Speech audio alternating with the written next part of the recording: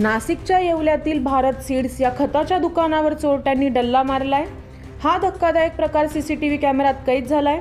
पहाटेच्या सुमारास येवल्यातील हॉटेल बळीराजा शेजारी असलेल्या भारत सीड्स या खताच्या दुकानात अज्ञात चोरट्यांनी मागील बाजूला पत्रा वाकवून दुकानात प्रवेश केला। यानंतर दुकानाची झाडझडती घेत गल्ल्यात असलेले 8 ते 10 हजार रुपयांची रोकड चोरट्याने चोरून नेत दुकानाची नासधूस केली।